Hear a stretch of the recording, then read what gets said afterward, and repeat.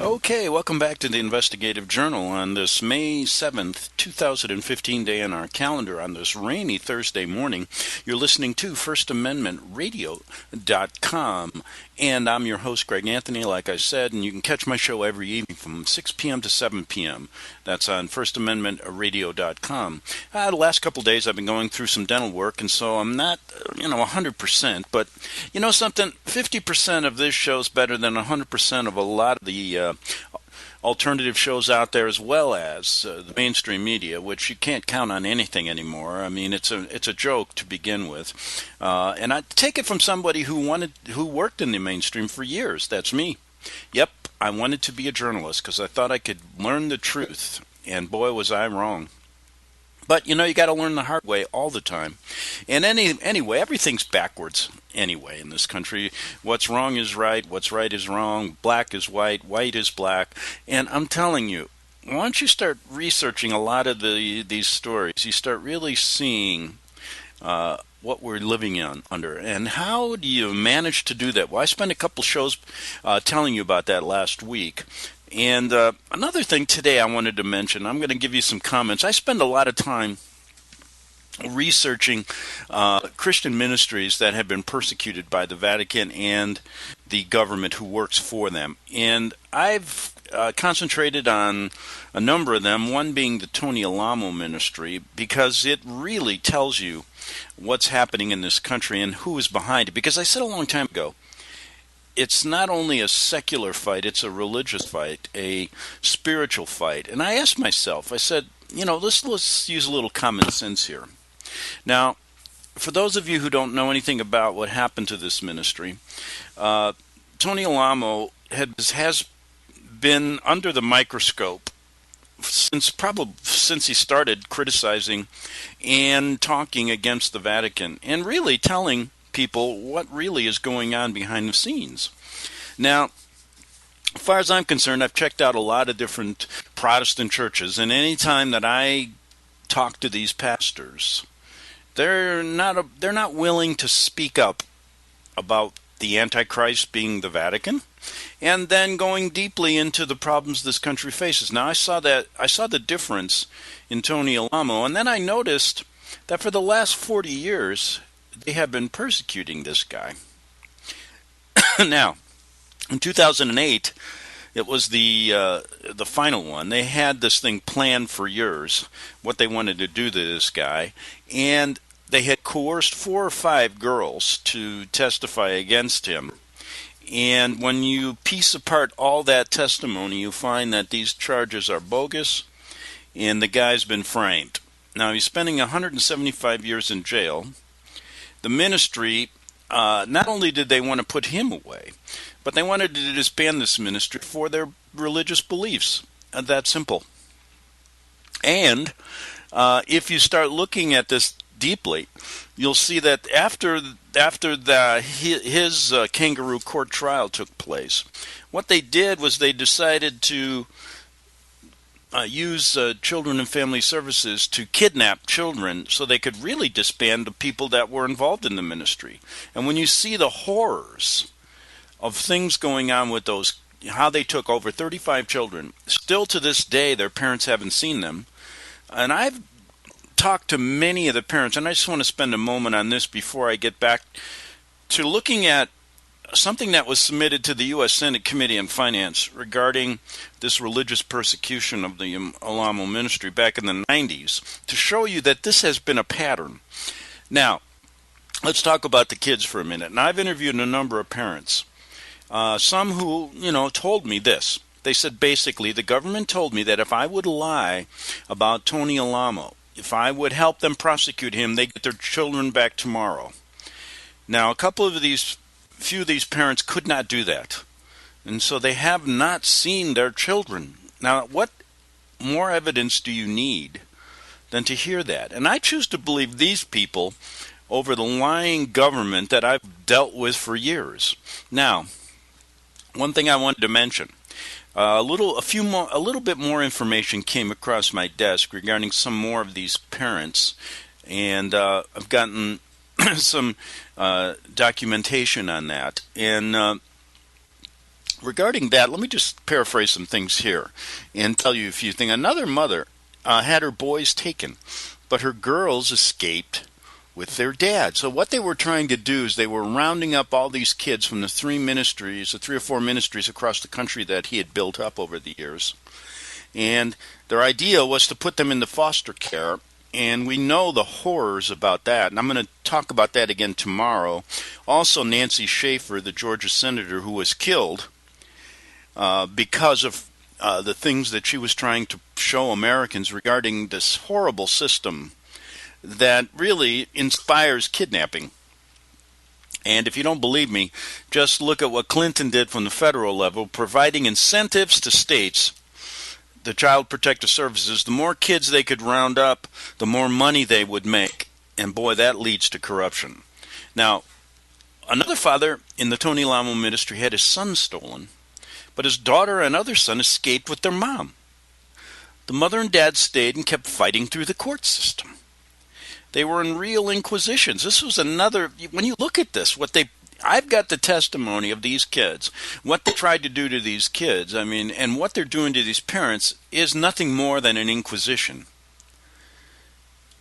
And I'm going to get into a couple things regarding the Vatican in a minute, but let me finish this. So these mother and father kept fighting, trying to get their kids back, right? They were drilled over a dozen times by Arkansas Department of Human Services lawyers who were all at a hearing and took turns interrogating, passing each pitfall, distraught parents to each other. The judges were hand in hand with these Arkansas attorneys and granted all the attorneys' requests. When one of the mothers and fathers refused to say where their children were located, which they probably didn't even know, because they basically were trying to protect them, the judge, in this case, his name was Griffin, of Texarkana, held them in contempt and threw them in jail for 10 months. So these parents are trying to protect their kids from this system that would have basically, if you look at how they destroy lives in the foster care system, it's incredible. Now, another mother who was pregnant, whose children were taken, was drilled so intensely that she went into labor and had to go to the hospital. They gave her 1 day off and made her return to court. All their parental rights in these cases have been terminated. But one of the key facts, if you look into this, every one of these cases that I looked into, there was no abuse ever shown. None. So what instigates people to take, for the government to do this? And I said a long time ago, I've gotten quotes. I've checked out what Pope John Paul II said about these type of ministries. And in kind of cloak and dagger words, he said, this is the last, these are the last vestiges of dissidents, religious dissidents in America. You know, they've got the rest of the Protestant churches under their ecumenical wing. And it's ministries like this. It's people, and those of you who are involved in the ministry, but read the Bible and understand who the Antichrist is, you're under siege as well. And so basically the Vatican has set up a system where they use our government and all of our authorities to come down on anybody that wants to speak out, read the Bible, interpret it, talk up against really how this beast works. And that's why they've tried to shut Tony down for 40 years. Now, let's look at this thing. And what they do is they label these kind of ministries cults. Then they go after them with IRS violations. Now, if there's ever a cult, now you people that are doing these prosecutions, you paid lawyers and shills who sit there and just, blindly take away the rights of your fellow citizens. Think about this. If you really understand anything, which you don't, the biggest cult in the world is the Vatican. Listen, every one of the charges that you can see going against these Christian ministries is exactly what the Vatican does in reality. But they're protected. I mean, if you don't think they're protected, you can't even get when John Levy brought a case against them with the survivors. It's called Alperin v. Vatican Bank, a federal case in the 9th District up in San Francisco. This case went on for 10 years. And the reason they brought it was that the surviving family members of the victims of a Vatican genocide in Yugoslavia after World War II were trying to get reparations. And when you looked at the evidence of what they did, and even, government officials coming forward in deposition saying, yes, the Vatican was involved not only in stealing the gold, stealing property, but involved in killing these people, the Ninth Circuit basically stated the Vatican doesn't do business in the United States. And so they dropped the case. They don't do business in the United States. You know how much property they own, how many taxes they don't pay, how many pedophile priests are out there. I mean, if they use the same standards that they're using against the Alamo ministry, they should shut down every Catholic church and every school in the country and go after all the kids that are in Catholic schools. But they're not going to do that because that's not the object here. The object is to cut out any type of criticism so that people never get to the truth about understanding this beast. That's really what's going on. So, use your common sense when you really think about it, and take it from me. Since I grew up a Catholic, I know that I was born into this cult, and I'm out of it. Now listen to this. If you don't think they have been messing with these. I told you I'm doing 2 screenplays. One on Tupper Saucy, who wrote a book called Rulers of Evil. And the more I do these, the more I learn about really how this beast operates. And when he came out with a book called Miracle on Main Street, which was really an indictment of our financial system, which was gaining a lot of followers during the 80s and 90s, or the early 80s, when no one was talking about this stuff. They had to try to clamp down on him. And they checked him out. He was doing some research on really who killed Martin Luther King. And basically they used the IRS to try and put him in jail. And they did. They convicted him of a misdemeanor, which, if you look at the charge, I couldn't even find the law in the books. And normally a person with that kind of misdemeanor would get a slap on the hand and maybe a $1,000 fine, but they put him in jail. Wanted to put him in jail for 18 months, but guess what he does? He says, no, I'm not going in. Goes on the lam for 10 years, finds out the prosecutor in his case was a Jesuit priest, researches the Vatican, and exactly what Tony Alamo was saying for years about the Vatican, coming out with a book called Rulers of Evil, which I have right in my hand here. And in the end, after 10 years of research, he publishes the book. They find him in Venice. He spends 18 months in jail. And then about a couple of years after he got out, he died or either was killed. So anyway, then I'm doing one on Tony. And I've talked about how these 2 stories really show you both sides of the coin and how they operate, how the Vatican really operates. And when I said they've been after this group for their religious beliefs, I'm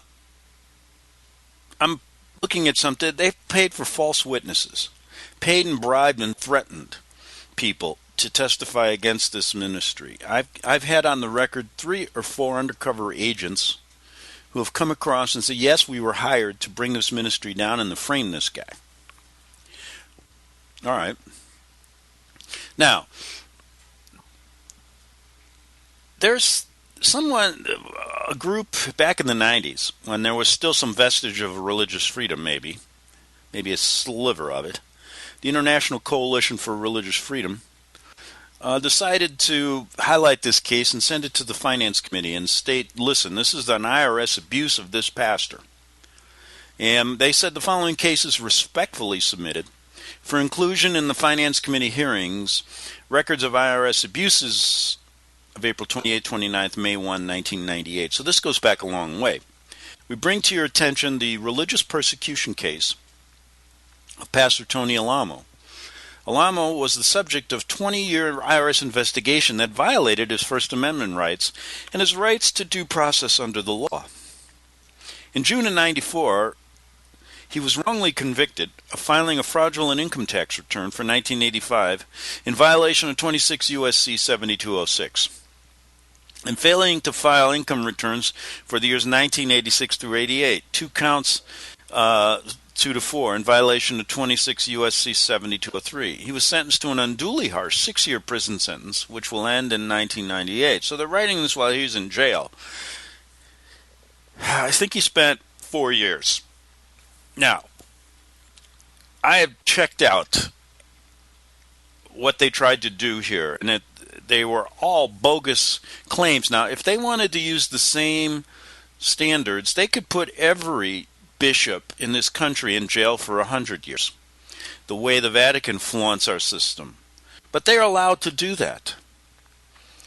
And the reason they are is because they're part of the beast. They work together with our government for a reason.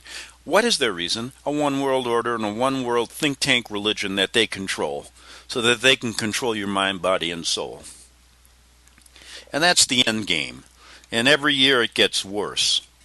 Now, in June so he's wrongly convicted of these. Recently released Freedom of Information documents, however, exposed that Alamo, the pastor of this ministry and Music Square Church, was the victim of improper conduct by IRS investigators who went to great extremes to secure a conviction.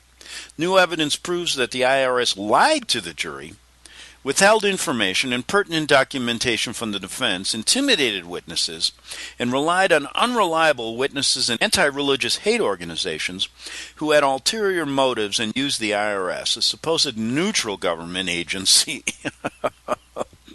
neutral my foot, for their own ends. In addition, the IRS staged an unnecessary armed raid on church members, all citizens of this country, who were neither dangerous nor violent and did not possess any arms. This was back in the 90s they did this, folks. Now, I said a long time ago, okay, Tony spent 4 years in jail, and if he would have just kept quiet, they might have just left him alone. But he didn't. After he got out, and even in jail, he talked even more. And so they had to figure out another way. So they kept hounding him, and finally in 2008, we've documented that raid, the conviction, 175 years in jail, the kidnapping of all their children, and now they're also filing civil cases to dismantle the property and take that over. That's where we're at in this long chain of persecutions against someone who basically read the Bible. They don't like you to do that. What do you think? Many schools, it's illegal to have a Bible in the schools right now, in public schools. Now, the IRS, according to this freedom organization, unconstitutionally determined that Pastor Alamo's church was illegitimate. Well, let me add this. If the IRS can prove that, they could prove every Catholic church is illegitimate. But they don't even bother. And took away its tax exemption. Well, why not take away the Vatican's tax exemption? And then set out to prove that all church income was generated solely for the benefit of one person. Well, let me tell you something. When you start looking at the money that the Vatican launders in the banks in Italy, I was there in the 80s. Oh, it makes this case look like, a nickel and dime penny drug, kid walking into the drugstore and taking a gumball. You don't realize, folks, what they do there in Rome and even in this country, and how they abuse the system, and anybody who criticizes them that has any amount of success whatsoever gets this type of treatment. Now, the IRS claimed Alamo was the owner of numerous businesses that were in reality owned by the church. Do you know how many businesses the Vatican owns? Hell, they own they own higher interest in the Bank of America. Look at their corporations that they own. They invest in all, it's insane. And where does that money go? To the benefit of Rome and to the benefit of a world power that wants to put us to war. Now, look, I dare to say that any penny that this ministry made never went to terrorist organizations to fund them in arms, give them weapons. The money the Vatican creates in charitable organizations it went to Hitler, it went to Mussolini, it went to Stalin, and now it's going to ISIS. But they're not a cult, no. They're one true church of God. Give me a break. Because when you start really wanting to get to the truth, my dear IRS friends and all of my government friends out there who are clamoring at any kind of person who, wants to read the Bible or do anything, just check out where their money goes. The money laundering in the Vatican Bank, the money laundering in this country that goes to support these terrorist groups that are causing our problems right now. You don't want to go there, do you? Because you'd lose your job. Yeah, it's that simple. Now, got a couple minutes before the break. So, basically, how, and then they said, he diverted funds for his own use.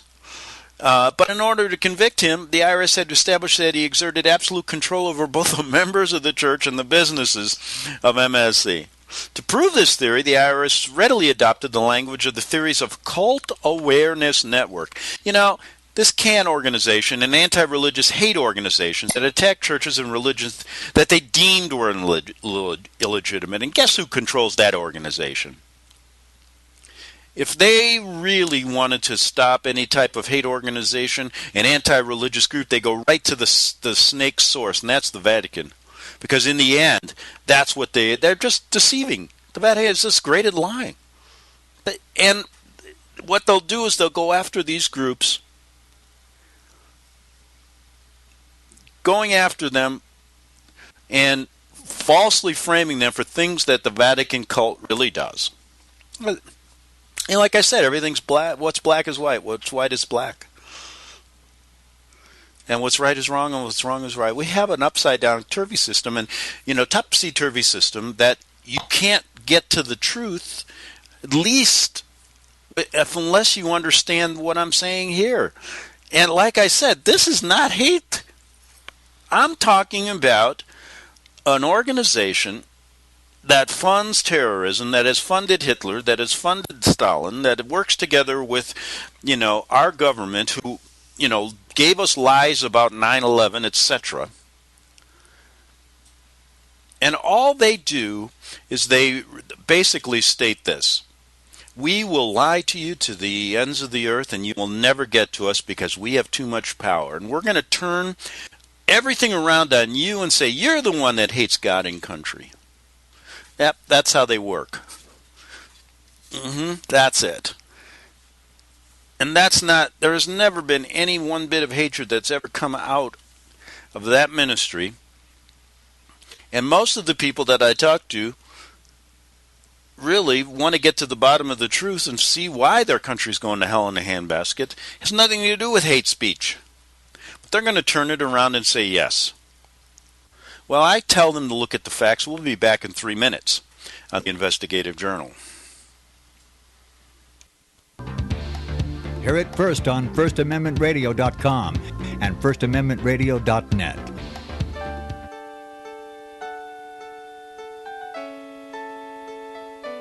The program you are listening to is 100% sponsored by you, the listener, on this First Amendment Rights Media channel. You will notice that there are few commercials on this radio network. There's a good reason for that.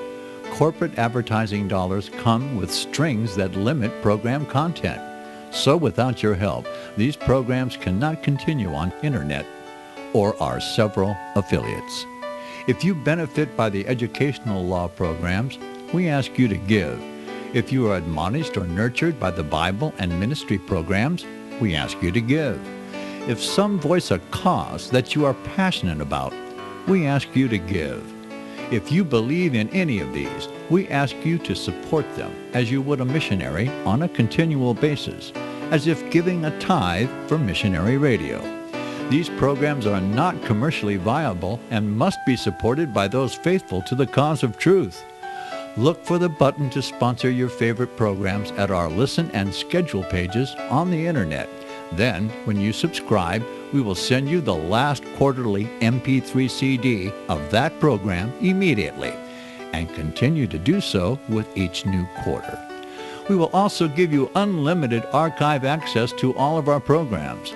We're asking you to give much less than a tithe, so that you may also send support directly to a particular program host, cause, and anywhere else the Spirit may lead you. Do all to the glory of our God and Creator, for His holy nation, the only kingdom that will last forever. Thank you for listening.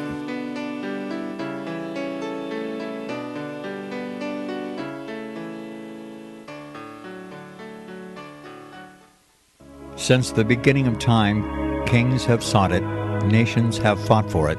It has been traded, it has been borrowed, it has been purchased, it has been stolen. There's a reason for it.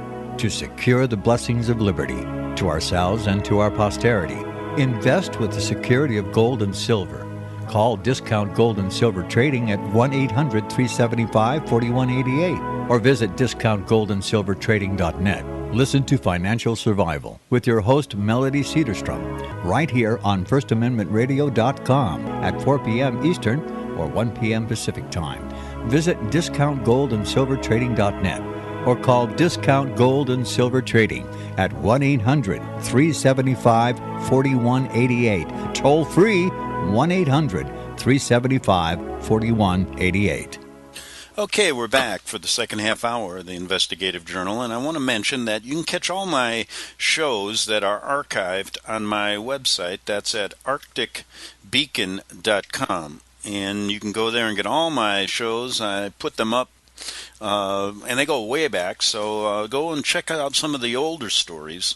And I've been covering this story for a long, long time, and the more I cover it, the more I see how the religious and the secular world collide here and how they work together. And until you can understand the grasp this kind of the beast in Rome, I lived there for years in Rome and saw it firsthand. And maybe it was a blessing in disguise that I did, because it gives me an idea that what I'm saying to you isn't strictly based on theory.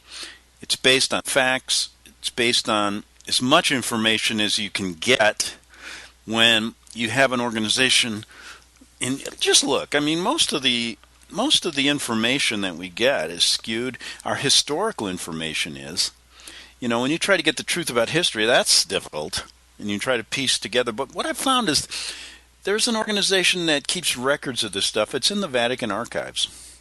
That's why they protect them probably more than Fort Knox is protected. And I wish just for one day you could get in there and see really what they're, you know, and although I know what they're all about anyway, it'd be nice to have that information so people then would go, hey, okay. Now we got it, but they protect that, but you can't get in there. It's impossible. Well, here's the deal. So they, going back to this, they use this cult awareness network to basically go after groups that criticize the Vatican and the government. And now it's getting to a point where we're not going to be able to do that anymore, even though, you know, the reason you do it, America always has supposedly been set up on the fact that your government is small, the people have a large interest in this country, and if there are people in our government who are trying to bring this country down, we have a legitimate right to expose them, as well as religious organizations that do the same thing. It's not hate. It's basically, listen, you know, we don't want to revolt. We don't want to change, you know, and we don't want to run away. All we want to do is give you the truth, so that people can all understand why the world is in the shape it is in today. Now, the brief history, so they try to prove that any group like this is basically illegitimate. Now, Pastor Alamo and his wife, his original wife, Susan Alamo, is now deceased, they built basically a Christian ministry by going out on the streets of California back in the early 70s, late 60s, preaching to young people, many who were drug addicts, criminals, and hippies. And that was during that time when they were basically creating the drug culture in this country and the government profiting immensely from it. Now, in 1969, they incorporated, which was granted a tax-exempt status. As a result of their work, hundreds of youths turned to the church for salvation, and the church grew quickly. As it grew, it also attracted attention from Ken. Oh, yeah. Acting as the almighty arbiter of religious correctness, made a fortune cult-baiting churches that they did not like. And Can psychologists charge susceptible parents thousands of dollars to deprogram their children. Man, going to a Catholic school and wish somebody would have programmed me when I was there. Can has since been forced into bankruptcy for these practices after a jury fined them $4 million for religious persecution and for illegally kidnapping and deprogramming young men and women. But they used this testimony to bring down this ministry, right? They're a great organization, correct? Yeah. Well, while there per se is nothing illegal, put that in quotes, with the government seeking Can's help, what is illegal is for the government to adopt the perspective of an organization like Can. And they used a cult awareness organization in the 2008 in the 2008 framing and conviction of Tony Alamo and the kidnapping of the children in the same manner. So obviously, the senators and our corrupt government didn't really read this, and they just kind of forgot about it, right? Well, no. They work with the beast, and anything. I mean, when's the last time you ever heard of a senator get up and really tell the truth if they're a Christian country? Even about the foundations of our country? Never. Over the past several years, major religious scholars and leaders have attested to Alamo's deep religious convictions, whether or not they agree with his convictions. At the same time, Can's cult brainwashing construct has been debunked by the American Psychological Association, the Society for the Scientific Study of Religion, and the American Sociological Association. Furthermore, the courts have repeatedly ruled that anti-cult and brainwashing testimony is inadmissible in court because it does not rely upon generally even substantially accepted scientific foundations. The IRS, however, never consulted with religious scholars or leaders to determine the validity of Pastor Alamo's religious theories, and what does the IRS know about them anyway? For that matter, Can's theories. They ignored a Supreme Court decision which recognized the legitimacy of the church, and they ignored the protections provided to the First Amendment activities against government interference or persecution. The IRS completely disregarded the missionary activities of this church and the fact that the church provided food, clothing, lodging, schooling, and jobs for its followers.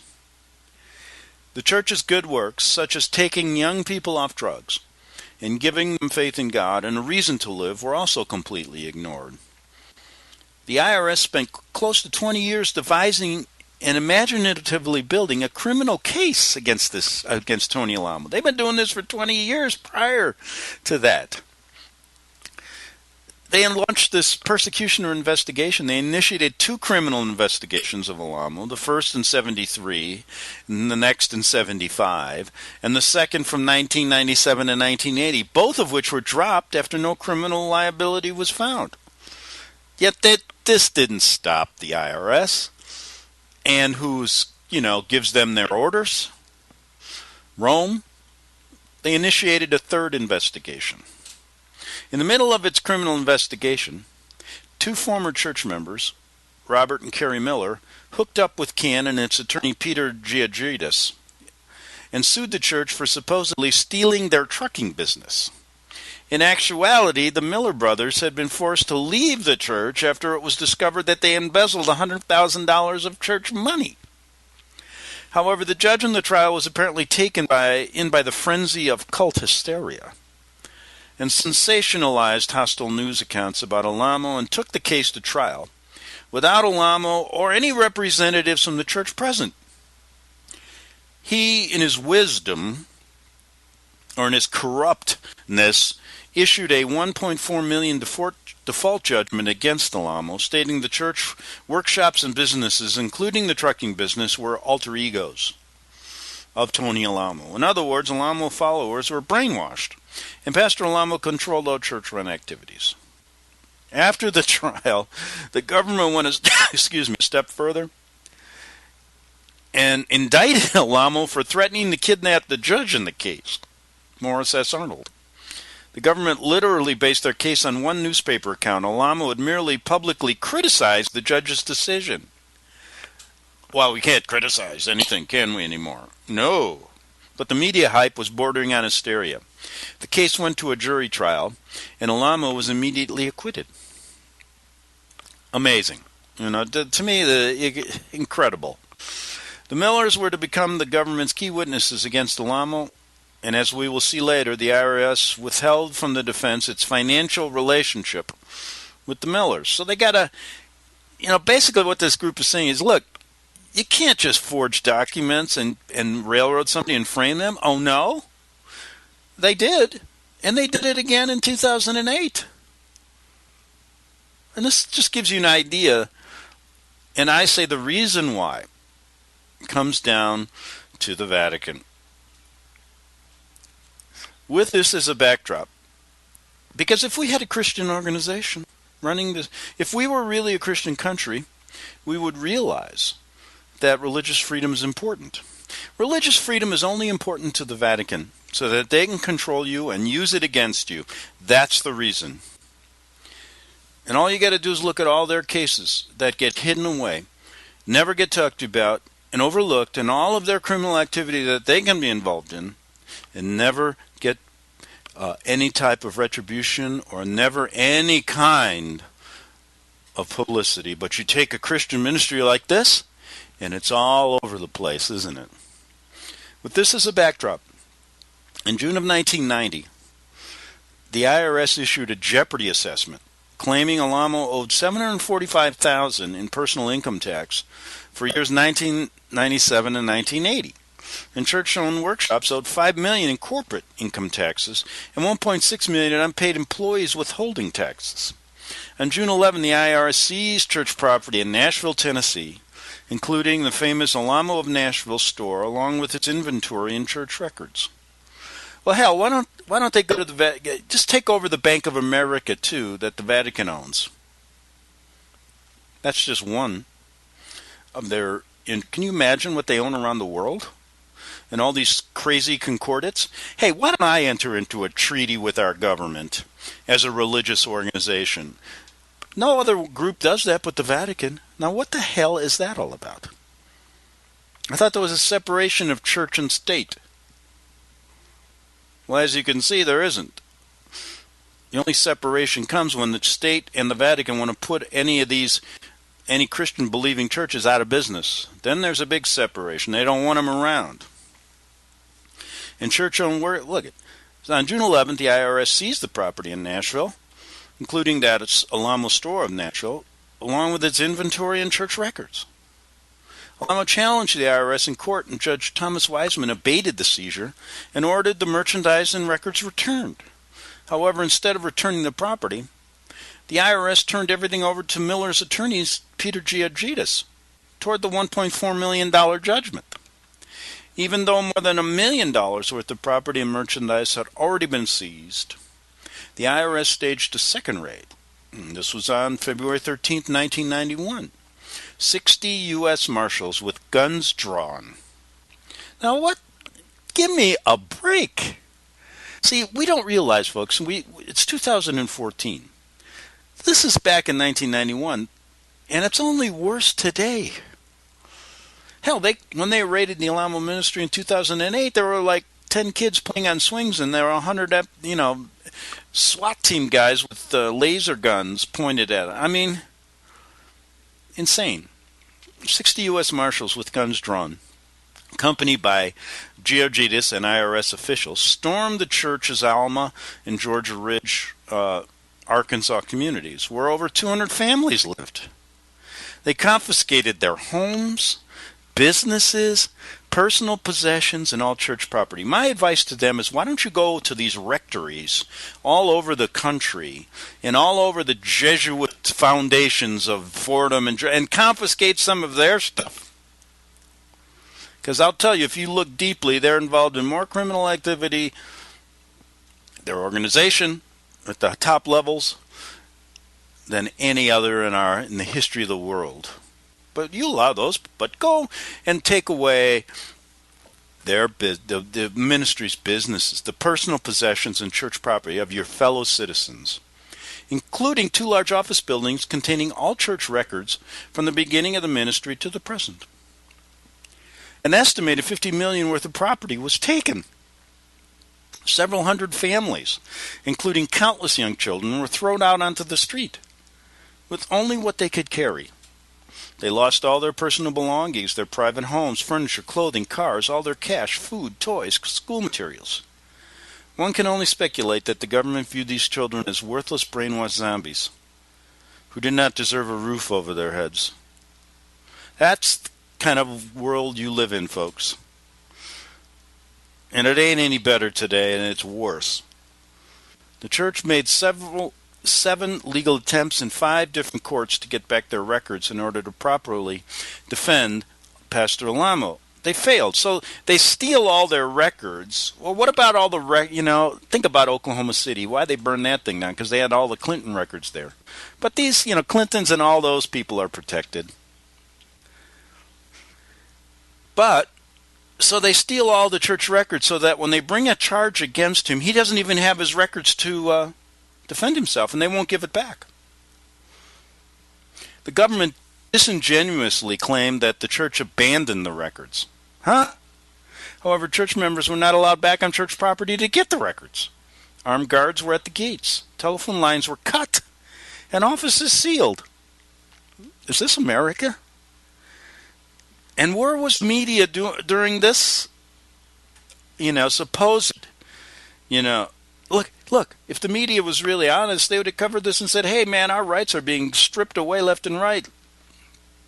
But no, they're covered. They're working for the Vatican. Trust me, I've worked in the media. I know how it operates.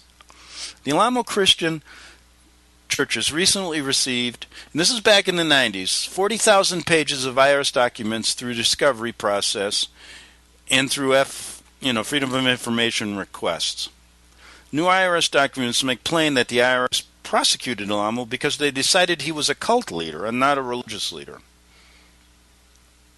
Now, I recommend when that Pope comes into this country, you start looking at the background of this organization. If there's ever a cult leader, it's this guy coming here in September.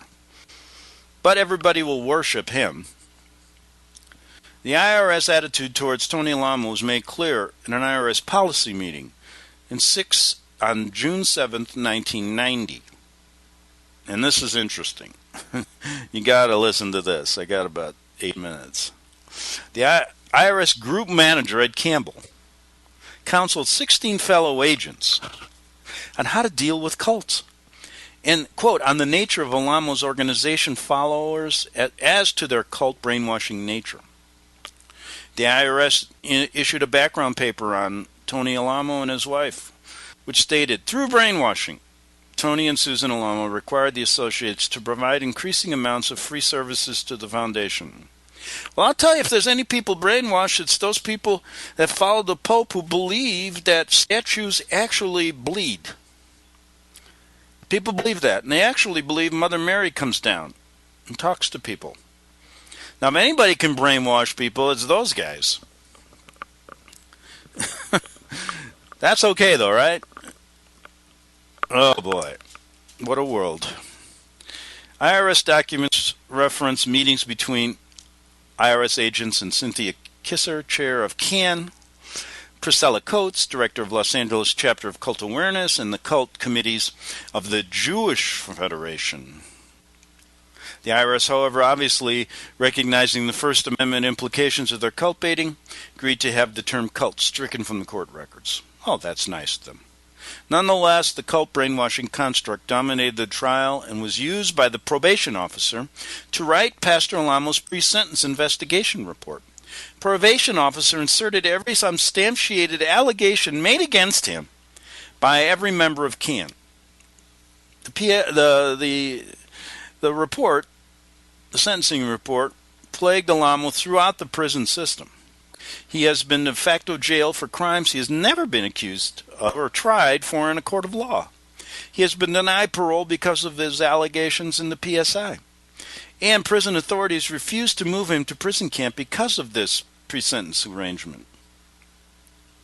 Newly discovered documents prove that the prosecutor knowingly concealed exculpatory material that he had a duty to disclose. Now, why does this prosecutor ever... He should have been disbarred at that point. But that's not how the Bar Association works. You get close to the Vatican stuff, then you'll get yourself disbarred. During the trial, Prosecutor Belcher asked Agent Howlett if he ever received any ledgers from the MSC. Howlett answered, "No, sir. Newly discovered documents prove that the IRS had recovered these records from the church." Howlett knew this was true, and the prosecutor Belcher actually had these ledgers in his custody. Yeah, things that could have helped the defense prove Tony Pruitt, hey, I didn't do anything wrong, they keep.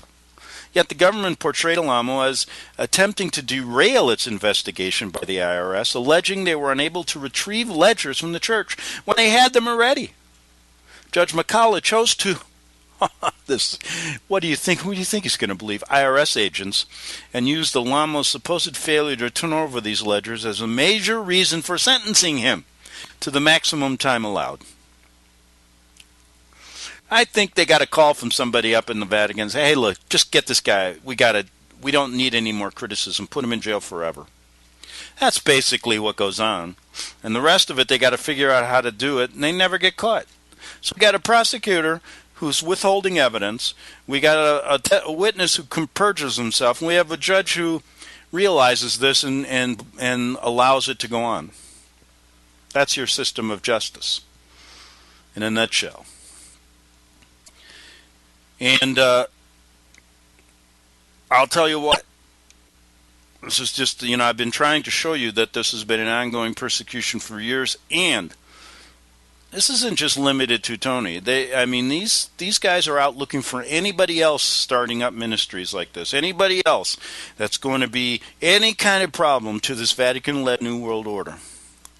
And this is how they use the system.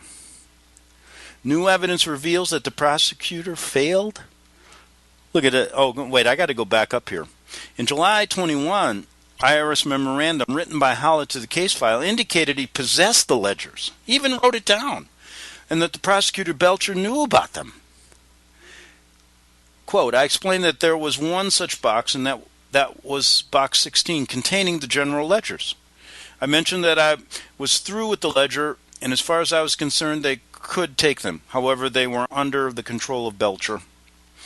On October 3, 1990, a letter to Alamo's attorney Neil Pendergraft, Howlett acknowledged that the ledgers had been received for some church activities. Alamo had no knowledge of such an agreement. What's his defense attorney doing? Maybe he's working with him too. Documents further show that the arrangement to move the records were done with the assistance of U.S. Marshal Rick Bean.